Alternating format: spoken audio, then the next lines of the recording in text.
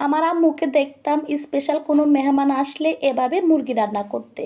মুরগির রোস্ট আমার আম্মু একদমই পছন্দ করে না, একটু মিষ্টি মিষ্টি লাগে তো তাই এভাবে ঝাল ঝাল করে মুরগির ভুনাটা বেশি পছন্দ করে। তো আজ আপনাদের সাথে আমি রেসিপিটা করছি। এটা শুধু আমার আম্মু না, কুমিল্লার প্রায় ঘরেই কিন্তু এই রেসিপিটা করা হয়। তো এখানে আমি মুরগির মাংস কেটে পরিষ্কার করে পানি ঝরিয়ে নিয়েছি। তারপর এখানে লবণ, হলুদ এবং মরিচের গুঁড়া দিয়ে খুব ভালো করে মেখে নিচ্ছি। কিছুক্ষণ রেখে দিলে ভালো।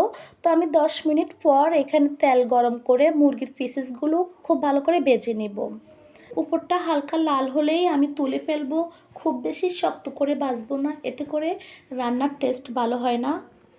তো উল্টে পাল্টে ভেজে আমি তুলে নিব এবং বাকি মুরগির পিসেসগুলোও ভালো করে ভেজে নেব। এ পর্যায়ে আমি রান্নায় আলু ব্যবহার করব, তাই আলুগুলোও ভেজে নিচ্ছি। আপনারা যদি আলু ব্যবহার না করেন তাহলে এ পর্যায়ে আপনারা সরাসরি পেঁয়াজটা দিয়ে দিবেন। তো আমি আলুগুলো ভেজে তুলে তারপর এখানে পেঁয়াজ কুচি দিয়ে দিয়েছি, সাথে লবণটাও দিয়ে দিব, তাহলে খুব তাড়াতাড়ি পেঁয়াজ নরম হয়ে যায়। তারপর এখানে আমি আর ডিটেলস দেখাইনি, এখানে মুরগি রান্না করার সমস্ত সব মশলাপাতি দিয়ে দিয়েছি। বেসিক মশলা, এখানে স্পেশাল কোনো মশলা নেই। জিরা, ধনিয়ার গুঁড়া, সেই সাথে গরম মশলার গুঁড়া, লবণ, হলুদ, মরিচ। তো মশলা খুব ভালো করে কষিয়ে নিয়েছি উপরে তেল উঠে আসা পর্যন্ত।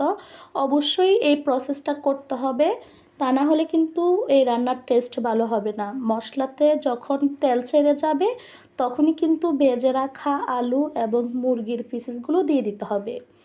তারপর আমি মশলার সাথে সব কিছু আবারও বেশ কিছুক্ষণ কষিয়ে গরম পানি অ্যাড করেছি। এ পর্যায়ে অবশ্য গরম পানি অ্যাড করবেন, ঠান্ডা পানি দিলে কিন্তু একদমই এই রান্নাটা আর ভালো লাগবে না খেতে। এখন আর কি, ঢেকে রান্না করে নিব একদম রান্নাটা কমপ্লিট হওয়া পর্যন্ত। অবশ্যই ট্রাই করবেন। আল্লাহ হাফেজ।